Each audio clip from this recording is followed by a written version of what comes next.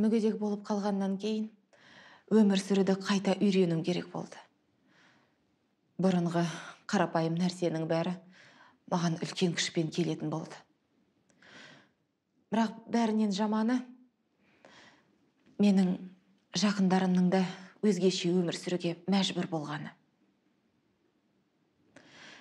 Әлібе мен Сабира бұған бірден көндікті. Өйткені олар маған тіпті ауыр екенін ұғынды. Ал Серік сынаққа шыдамай, ұлымыз екеумізді жалдамалы пәтерде жалғыз қалдырып,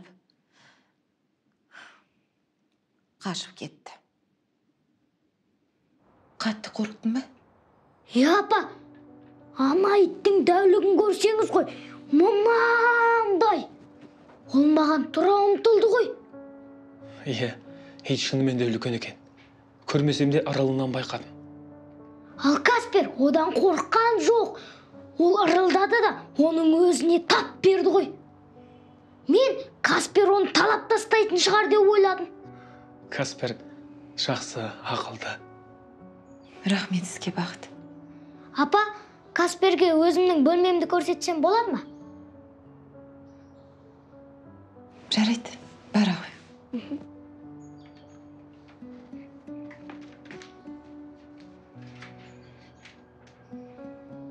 Бақыт, сізге алғысымды қалай білдірсем екен? Жоқ, олай айтпай-ақ қойсаңыз да болады.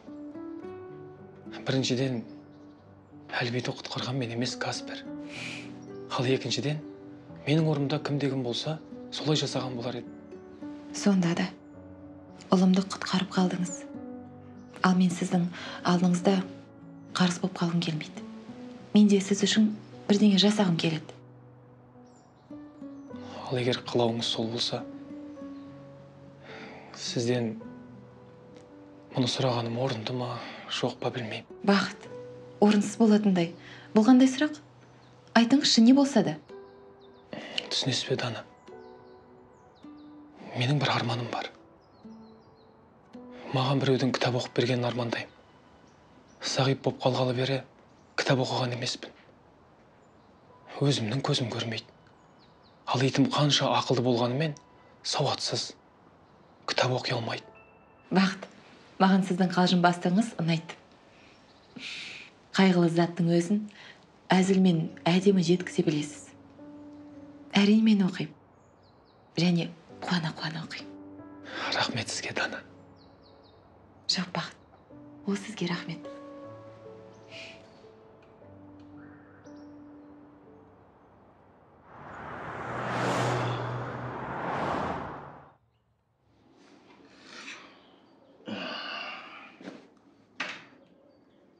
Сәлем, сүйіктім.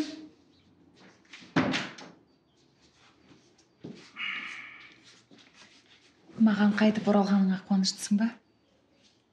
Қойш. Кофе бар ма? Сен үшін менде бәрі бар.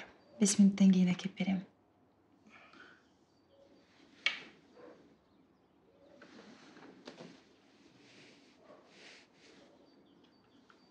Сайтым ағыр. Енді мынаны қалай киіп?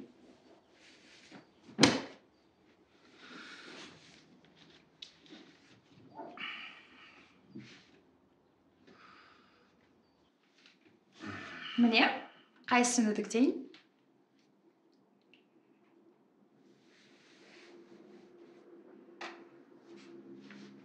Сен маған жеде сатып алғансың ба? Менің киетін түстерім. Бірақ сен ыңғайдан болды. Сенің ерте ме, кеш пе дұрыс таңдау жасайтының әсенгем. Сен душқа барып жуынып ал. Мен жейдеңді үтіктеп, шалбарыңды тазалап қояйын. Сенің сүлгін көк. Жуынатын бөлмеде ілулі тұр. Сосын жаңа тіс щеткасымен сақал алғышта сонда.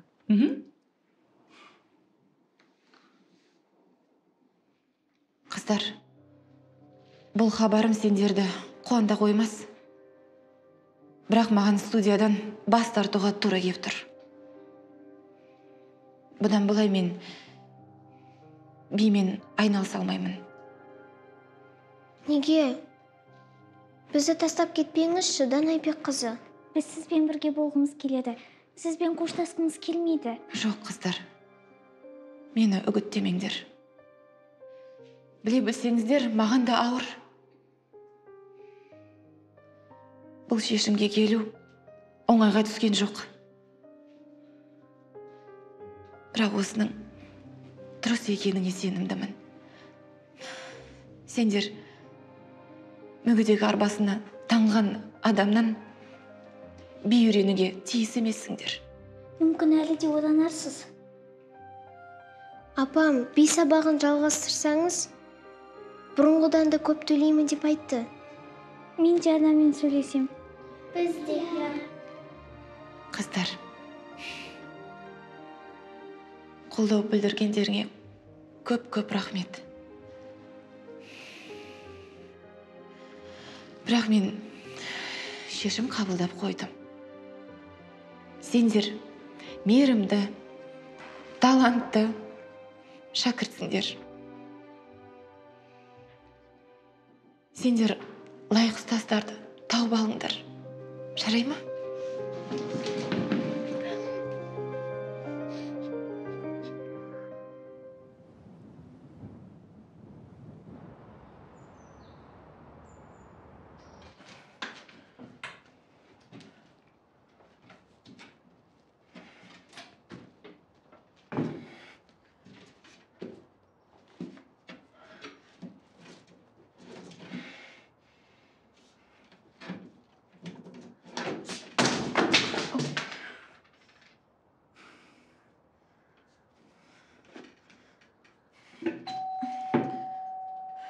Кіріңіз, ашық.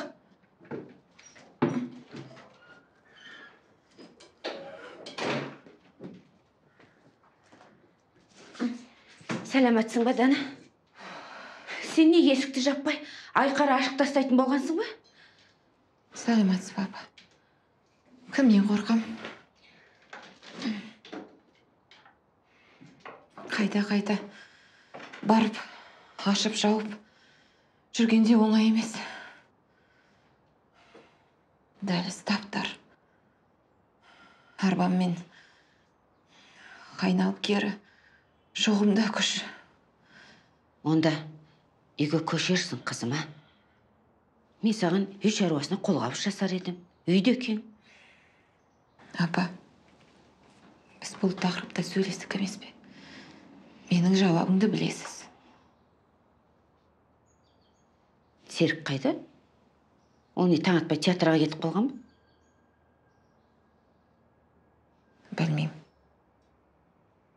Ұлымды қонған жоқ. Қалай? Қонған жоқ. Ол сонда қайда қонып жүр? Үйге де келген жоқ. Мен күйеуімнің түнмен қайда, кіммен қонып жүргенін білгім де келмейді. Апа, меніңше, Сергей екеуміздің ажырасып кеткеніміз дұрыс сияқты. Дана, қызым, ақмақ болма. Білемен, ұлым да періште емес. Ажырасуға әр кезде де үлгересің. Ана Әлібиді ойла. Әкесіз өскен оңай дейсің бе? Мен әлі ойланам, апа.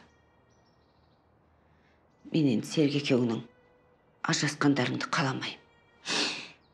Сенсіз оның күні күн емес. Саған да оңай емес. Мына түріңмен сен кімге керексің?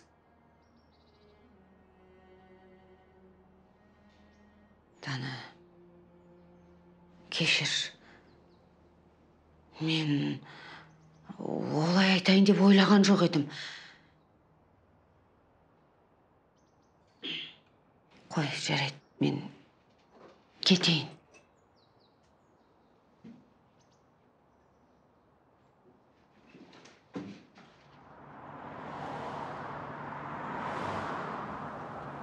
Бұл не сонша қиын ба? Әлде мен мүмкін емес нәрсені талап етіп тұрмын ба? А? Серік! Апа, сен мұнда не істеп жүрсің?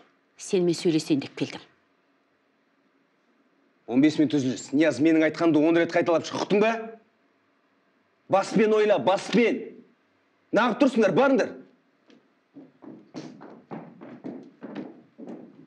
Түнде қайда қондың? Оны қайтесің?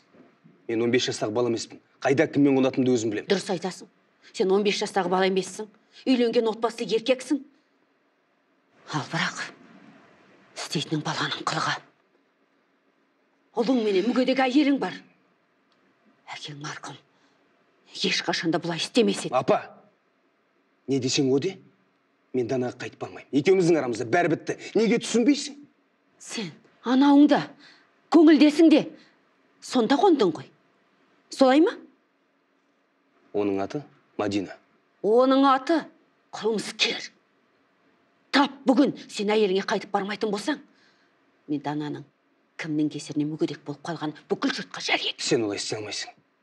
Серік, сен мені жақсы білесің. Мен отбасымды сақтап қалу үшін бұдан зорға да барам. Жарайды.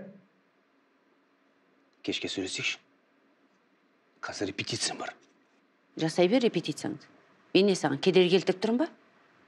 Бірақ шешімді өзгертпеймін. Апа. Үміттенбей-ақ қой. Ұқтың ба?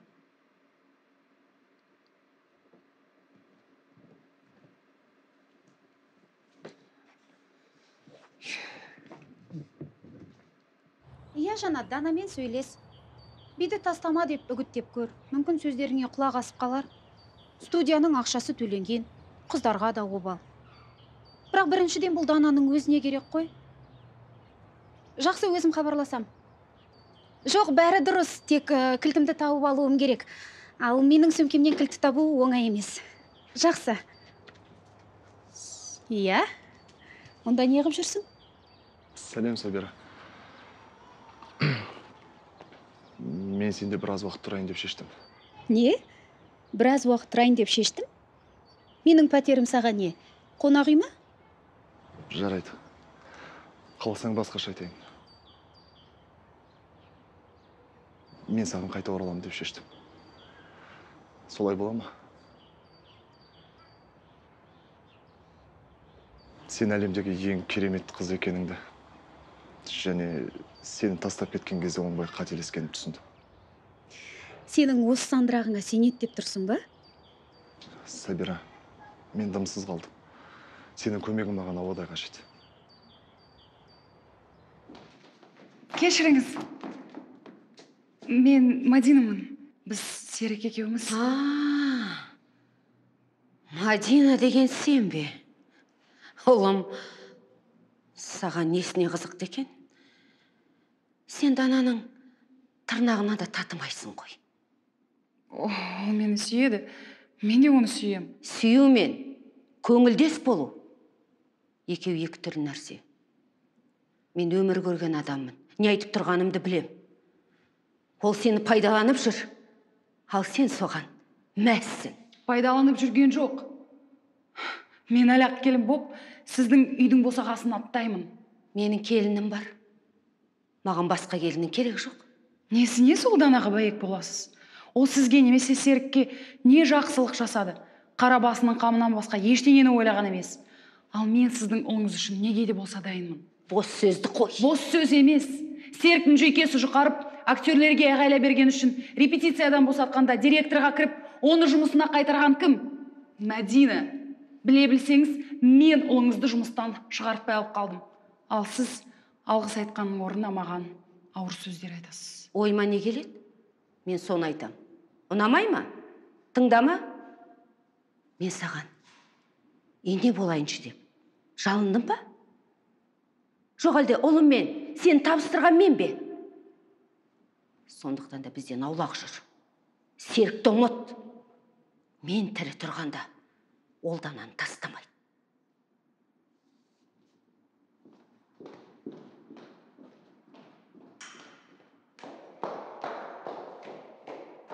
Табаныңды жалтырады. Сабира, біз бір-бірімізге бөтен емеспіз ғой. Кет дедім ғой. Ең болмаса бір түн түнеп шықсам бола ма? Білем мен сені. Бір түн сосын бір апта, оның бәрі басымнан өткен, Данияр. Уәде берем, бір түн түнеймін де кетемін. Мына заттарымның бәрін алып вокзалға бармаймын ғой. Иә, сен маған өкпелісің. Сенен гөрі мен таланттымын дегенім үшін. Оның мұнда не қатысы бар? Олай ойламайтыныңды жақсы білем. Сен өте керемет таланттысың. Сен мықтылардың бірі болған жоқсың ба? Есіңде ме? Оқытушылардың бәрі сені мақтайтын еді ғой. Соның кесірінен ғой. Шыдамай кеткен. Нені айтып тұрсың? Үнемі сенің көлеңкеңде қалу маған қандай қиынға соққанын білесің бе? Екеуміз кездескеннен бастап бәрі маған сені мақтайтын еді. Сені керемет талантты дейтін. Ал мен ше, сенің қасыңда кім болғаныңды білесің бе? Кім? Жолы болмаған сорлы. Бірақ тек бір түн ғана қонасың, Данияр. Келістік қой. Иә.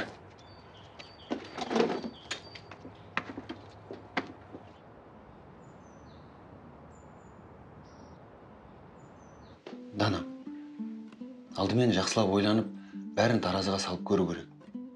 Менде де талай проблемалар болған.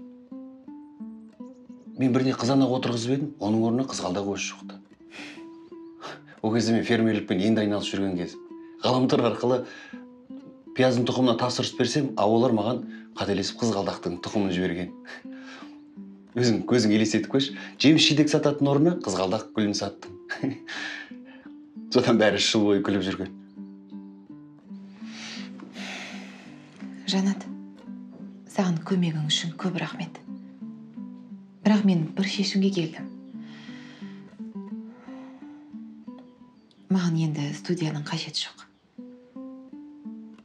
Демек, келісім шартты үзе беруіңе, біраз ақшаңды қайтарып алуыңа да болады. Жоқ, мұны мен өйтіп істей алмаймын. Ал мен бимен айналыспаймын.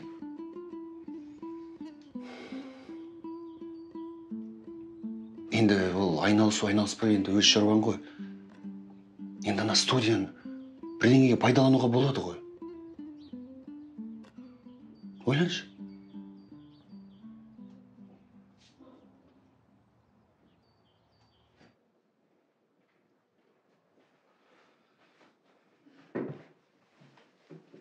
Апа, мен келдім. Ол сенің үйің емес. Отбасың қайда? Сол сенің үйің. Сонда бар. Апа, қойш. Онсыз да бүкіл театрдың көзінше абыройымды айрандай төккенің азда енді үйде де жыныма тиесің. Тамақ берші. Мен тамақ жасаған жоқпын. Неге? Кімге жасай? Саған тамақты әйелің береді. Апа, Дана туралы естігім келмейді. Ол туралы маған айтпашы. Естігің келе ме, келмей ме? Маған бәрібір. Серік, мен саған тағы да айтайын. Бұдан кейін қайталамай. Сен Данамен бірге тұрасың. Және оның алдындағы күнәңді өстіп жууға тырысасың. Әйтпесе, мен сені ұлым деп есептемеймін. Апа, егер әкемнің Данаға қалдырған ғимарат туралы. Ғимараттың болған қандай қатысы бар? А? Тұрсын саған ерік жігері жоқ деп айтқан кезде қателеспеген екен. Сені адам қылатын тек Дана ғана. Дананың болған қандай қатысы бар? Данасыз не, мен адам емеспін бе? Сен құрдымға кетесің. Мен өзім де көріп отырған жоқпын ба? Апа, түсінбедім. Не айтқың келіп тұр? Мен сенің актерларға айғайлай бергеннен кейін репетициядан босатқанын да білем. Иә, ондай жағдай болған, бірақ мен бәрін шештім. Ай, Серік. Өзіңнің не істеп жүргеніңді де білмейсің. Ей Алла, сабыр бере көр. Артының жақсылығын бер.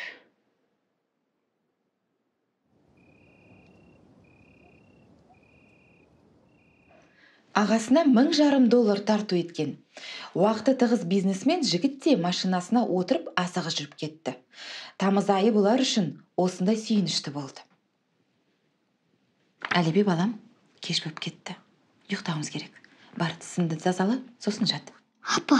Әлібе, екінші рет қайталамаймын. Бар.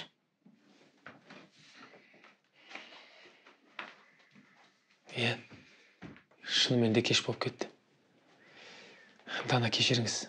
Сіздің біраз уақытыңызды алдым. Сіз сондай әсерлі етіп оқисыз. Сізге ұнағанына қуаныштымын. Әрине ұнады. Көзі көрмейтін қаншама адамның өзіне осылай кітап оқып берген армандайтынын білсеңіз ғой. Шынымен бе? Әрине. Онда тағы 10 минут отыра тұрыңызшы. Мен сізге өз ойымды айтып берейін. Жарайды.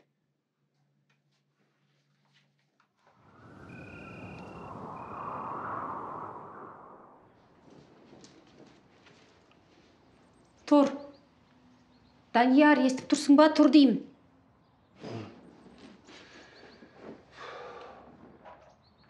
Ерте ғой. Не қояды? Менің шаруаларым бар, кетуім керек. Бара бер, мен жата тұрайын. Жата тұрайын нес? Сен бір түн ғана қонам дегенсің. Ол түн өтті, енді тұр да кет. Ең болмаса таңғы ас беретін шығарсың. Жоқ. Кофе іш. Шектен шығып барам деп ойламайсың ба? Мүмкін сенің душқа түсіп шыққың келетін шығар. Түскім келеді, сен рұқсат бермейсің бе? Сабира, өтінем, қумаш. Өзімді ретке келтіремін де шығып кетем. Сөз бересің бе? Иә, пәтердің кілтін тастап кет. Кілтті? Иә, шықпай қояды деп қорықпай қой. Жақын арада кілтіңді студияға жеткізіп саламын.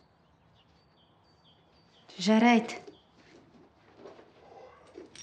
Бірақ кешке келгенде сені көрмейтін болайын, ұқтың ба? Барсаңшы, жаңа асылып тұр едің ғой.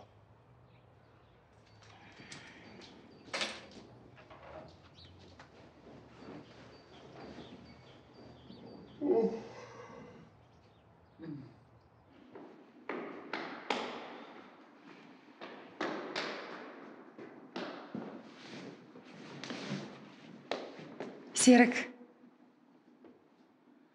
Саған не керек? қонуға келмедің ғой. Мен уайымдадым. Несіне уайымдайсың? Үйде болдың. Оның үстіне мен саған ешқандай уәде берген жоқпын. Саған істеген жақсылығымнан кейін мен бұлай сөйлесуге қалай дәтің барады? Мен саған солай істе деп жалындым ба? Және менің анама жұмысымдағы қиындықтарым туралы айт деп өтініп пе? Қиындық деп бастықтың сені жұмыстан шығармақ болғанын айтып тұрсың ба? Саған не керек? Сен керексің. Сосын Дана туралы мүлде естімейтін болайын, ұқтың ба? Ол әлі менің әйелім. Оны оп-оңай өзгертуге болады. Бұл жолы мен мүлт кетпеймін. Егер оған бірдеңе істесең, мен сенің көзіңді құртам. Үшеуі бірдей Зәуре көрсеткен жаққа қарады. Бір сәт алысқа көз тігіп, тұрған орындарында қатты да қалды. Онда әппақ қар жамылған далада бір-біріне қарсы екі жолаушы келе жатыр еді. Бүгінге осы да жетер. Қажет емес, өтінем. Мен керемет ештеңе жасаған жоқпын ғой. Олай демеңізші, сіз деген бізге қандай жақсылық жасап жатқаныңызды білсеңіз ғой. Иә. Мен бір тамаша кино көргенде болдым. Маған бұрын ұлым үнемі аудио кітаптар сатып алып беретін. Бірақ мен оларды еш тыңдамайтынмын. Себебін енді түсіндім. Дана, сіз жүрегіңізбен беріле оқисыз. Ең бастысы да осы емес пе? Иә, дұрыс айтасыз. Тірі адамның оқығандай болмайды ғой. Дана, даусыңыз сондай әдемі, нақ, таза. Сіз өте әдемі қыз сияқтысыз. Иә, шынымен де солай. Дана ең сұлудың өзі. Бақыт, олай демеңізші. Сіз мені ешқашан көрген жоқсыз. Әрине. Бірақ мен көрмесем де Каспер көрді. Ал мен оған сенем. Дана, сіз бізге енді тағы да қашан кітап оқып бересіз? Келесі жолы мен өзіммен бірге кітап алып келсем бола ма? Мен осыған дейін басымнан жарақат алып, соқыр болып қалғанға не оқыған кітабым еді. Соңы немен аяқталғанын білгім келеді. Ал менде бала кезімде анам оқып берген кітап бар. Қазір қасымда анам жоқ. Ал мен сол кітаптағы уақиғаларды тағы бір тыңдағым келеді. Әрине, өздеріңізге ұнайтын кітаптарды алып келулеріңізге болады. Ешкім өкпелемес үшін біз кезекпен оқитын боламыз. Ал келесі кездесуіміз 2 күннен кейін тура осы уақытта болады, дұрыс па? Дұрыс. Жақсы. Жақсы онда. Келгендеріңіз үшін көп рахмет. Маған бұрын өзіме қымбат болған нәрселерден бас тартып, жаңа өмір бастау оңайға түскен жоқ. Мен өмірлік жарымнан айырылдым. Арбаға таңылғандықтан сабақ бере алмай, би тобын таратып жібердім. Бірақ бір жағынан бәрі соншалықты жаман емес еді. Менде жаңа ермек, жаңа достар пайда болды. Маған әлі ақ бәрі жақсы болуы мүмкіндей көріне бастады. Апа, көп тосып қалдыңыз ба? Неге ішке кірмедіңіз? Достарың менің мүгедек екенімді білмей қойсын дедім ғой. Неге? Сені мазақтап, болмаса ренжітіп жүре ме дегенім ғой. Апа, сіз өзіңіз үшін қысыласыз ба? Оны саған кім айтты? Ешкім де айтқан жоқ. Алдыңғы жол Сабира тәте мен Жанат ағаның әңгімесін естідім. Сіз неге өзіңіз үшін қысыласыз? Түсінесің бе, балам? Көлік қағып кеткеннен кейін мен кәдімгі адамдарға ұқсамаймын. Мен секілдерді мүгедек дейді. Және бізден аулақ жүрге тырысады. Неге? Өйткені дені сау адамдар мына әлемді өздерінің ғана әлемі санайды. Өз қасыңда мүгедек жандарды көргісі келмейді. Өйткені әлемнің әдемілігін, үйлесімін бұзатындай көреді. Апа, менің бұл туралы не деп ойлайтынымды білесіз бе? Не? Егер сізді біреу мазақтап жатса, мен олардың көкесін танытам. Келші маған, мен кішкентай тірегім.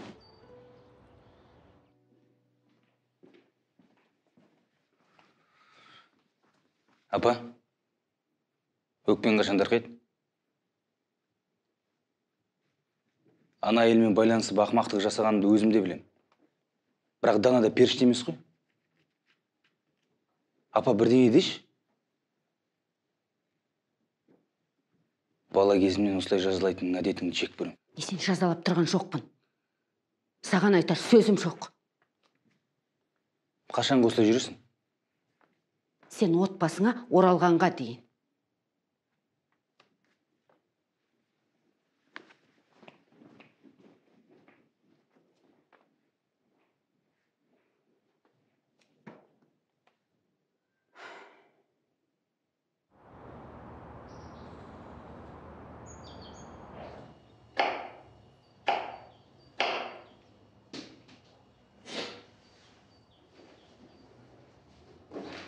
Мұнда кім бар? Қолыңды тез көтерме, милиция шақырам. Сабира, бұл мен ғой, Данияр. Ал сен мұнда не істеп жүрсің? Кешкі ас дайындап жатырмын. Сен ашсың ғой. Сен кешке дейін кетем деп едің ғой. Біріншіден, әлі кеш болған жоқ. Екіншіден, егер мен кетіп қалсам, саған тамақ кім береді? Келгеніңіз үшін сізге көп рахмет, Гүлшат. Жаным жабырқап, жалғызсырап отыр едім. Әлиби қайда? Оны үйде қонсыншы деп, енем алып кетті. Сол кісінің қолында өсті ғой. Енем ана қатты сағынады. Шай дайын. Ас үйіңіз тым тар екен. Бұл жерде арбамен айналып жүру қиын шығар. Бұл пәтерде бәрі тар. Мүгедектерге арналмаған. Өкінішке қарай бізге көп нәрсе арналмаған. Тек қана пәтер емес. Иә, оныңыз рас. Рахмет. Өткенде автобусқа отырмақ болып едім. Отыра алмадым. Қазір енді Әлиби екеуміз мектепке жаяу барып, жаяу келеміз. Алыстау, бірақ жол бойы әңгіме айтып, қалай тез жетіп қалғанымызды білмей қаламыз. Бір таңғаларлығы, Әлиби мен үшін елден қысылмайды. Осыны ойлап, қатты қорқып едім. Шүкір Дана. Балаларымыз айналамыздағы талай адамдардан ақылды және мейірімді. Біздің бақытымызда, барымызда осылар емес пе? Иә, оныңыз рас. Егер ұлым болмаса, не істер едім? Ойлаудың өзі қорқынышты. Шай ішіңіздер.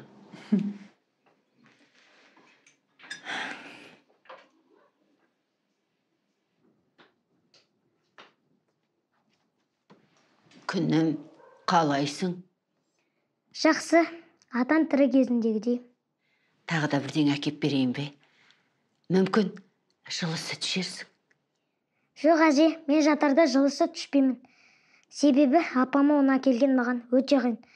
Тіпті менің бөлмемнің тарлығы, мен төсекте жатсам, апам келіп менің бетімнен де сүйе алмайды. Сен онда апаңды үйге қайтайық деп үгіттесеңші. Бізде орын көп, үй кең. Сонда мен саған күнде кешке төсегіңе жылы сүт әкеп берер ем. Бірақ апам келіспейтін шығар. Неге? Себебі оған кешке күнде бақтаға келеді. Апам бақтағаға түрлі кітаптар оқып береді. Екеуі сөйлеседі. Бақтаға дейді? Ол кім? Қалай айтсам болады? Кәдімгі аға, Каспер деген иті бар. Айтпақшы әже, мен сізге Каспер туралы айтып бердім ғой. Ол мені басқа иттен құтқарып алған. Сол кезде мен қатты қорықтым.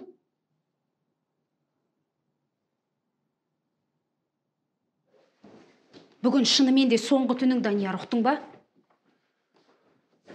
Сабира, төсекті жинамай қойшы. Мен бәрі бұрынғыдай болғанын қалаймын. Не істеп тұрсың, есің дұрыс па? Екеуміз келісіп едік қой, енді ондай болмайды деп. Саған деген сезімімді қайтем. Ол туралы ештеңе естігім келмейді. Менің басқа жігітім бар, сен оны жақсы білесің.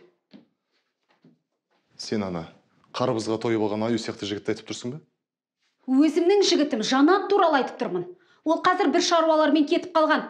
Әйтпесе көрсететін еді саған, қарбызға тойып алған Аюды. Мен оның не көрсете алатынын жақсы білемін. Тағы да бутерброд жасаймын деп кетіп қалатын шығар. Түсінбеймін. Сен оның қай жеріне қызығып жүрсің? Ал мен сенің қай жеріңе қызыққанымды әлі күнге дейін түсінбей келем. Колхозшымен араласам деп өзіңде сондай болып кетіпсің ғой. Данияр, соңғы рет айтам, егер аузыңды жаппасаң, далада қонасың, ұқтың ба? Қалжыңдап тұрғаным жоқ.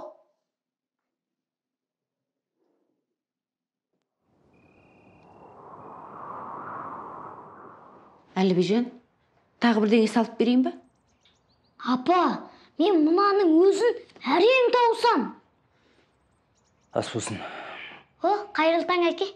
Қайырлы таң, балам. Балам, отырып бізбенен тамақ ішсеңші. Мен аш емеспін. Папа сенімен сөйлесетін боласың ба? Саған, Әлібежан, Дана қалғы жиі келіп тұратын бақыт ағасы туралы айтып берем деп еді. Рас па, балам? Яке, бақтаға өте жақсы адам. Ол апама да ұнайды. Бақтағаның маңдай иті бар.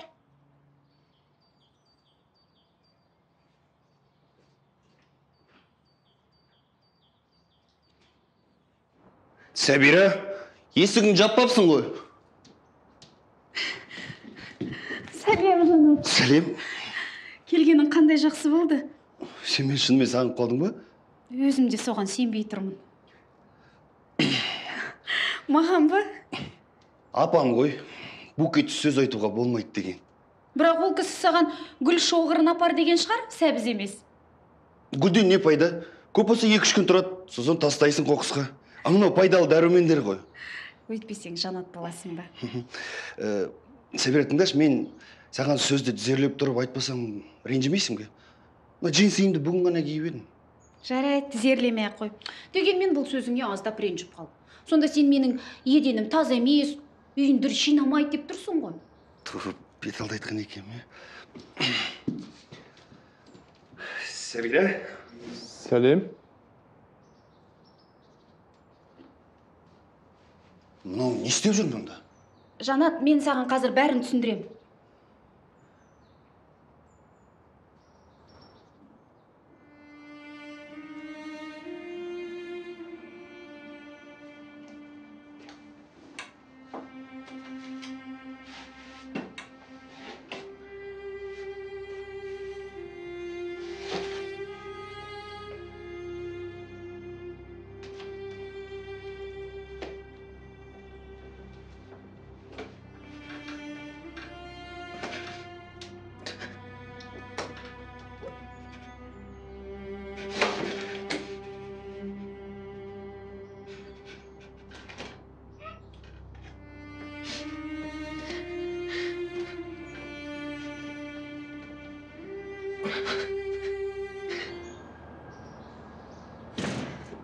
Жанат, кетпеші өтінем. Ант етейін, арамызда ештеңе болған жоқ. Данияр тек бір күн түнеп шығайыншы деді, дос ретінде. Ол нағылған жігіт өзі үйі жоқ. Бөтен біреудің қалыңдығын үйіне кеп түнейтіндей. Нағылған дос. Мен әлі сенің қалыңдығың емеспін. Онда кімсің? Жай танысым? Әлде әйелімсің бе? Оны өзің айт. Мен оны ана Даниярдың қарасы батпайынша айтпайым. Енді ол сенің маңына да жолаушы болмасын. Әйтпесе не? Әйтпесе? Жанат, кетпеші, ересек адамдарша сөйлесейікші. Не ол, не мен.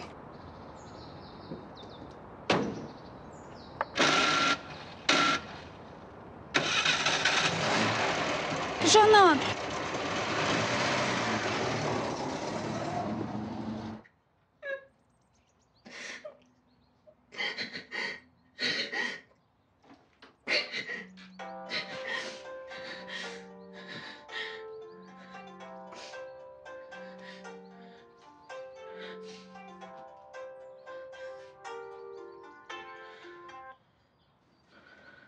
Алло.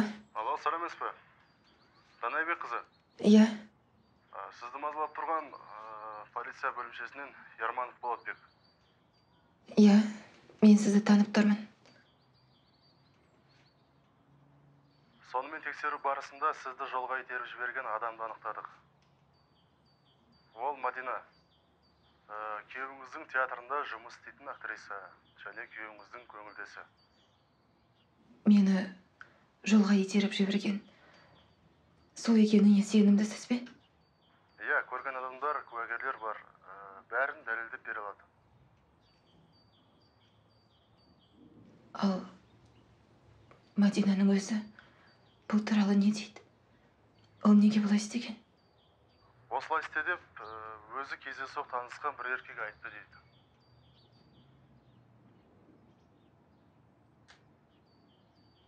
Серік емес пе? Мадина серік емес дейді.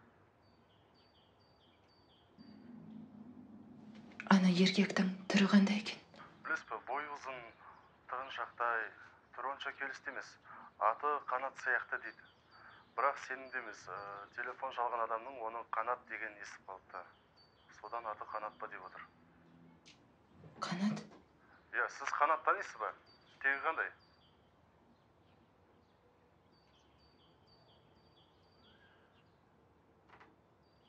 Білмеймін.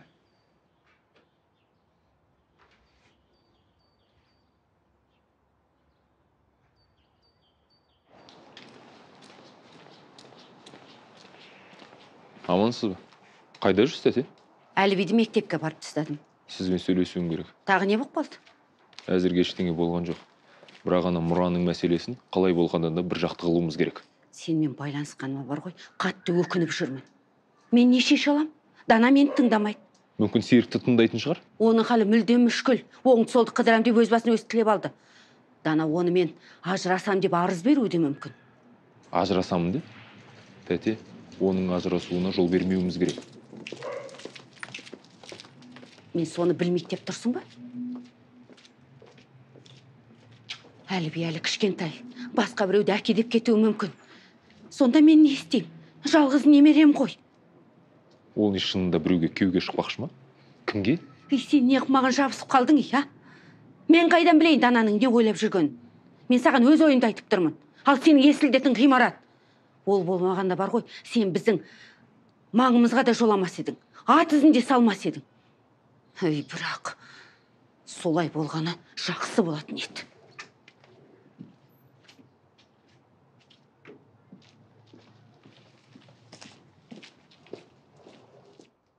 Қалай ойлайсың? Жанат қайтып келе ма? Қайдан білейін, Сабира. Бірақ менің білетінім, Данияр Жанаттың тырнағынан да татымайды. Ал сен Серікті не істейсің? Білмеймін. Бірақ сен Қанатқа айттырған ол екеніне сенімді емессің ғой. Одан оған не пайда? Егер сенен құтылғысы келсе, Мадинаға өзі қайта салмай ма? Мүмкін ол тым ақылды шығар. Мадина айтып қойса, деп қорқып, солай істесеші. Ол да мүмкін. Бірақ Серіктің бұлай істеуге қалай дәті барады?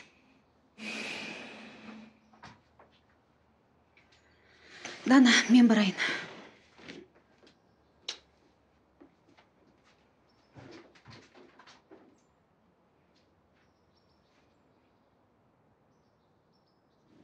Жақында ғана өзіме ең жақын адам болған күйеуімнің жүзіне қарап отырып, қайғыда да, қуанышта да бір болуға уәде берген жанның мені оп-оңай сатып кеткенін түсіне алмадым. Оған не болды? Оны мұндай арсыздыққа итермелеген не? Оған қаншама жыл адал жар болғанымның өтеуі өлім беді. Оның көңілдесінің қолынан өлім еді. Одан өткен қорлық бар ма?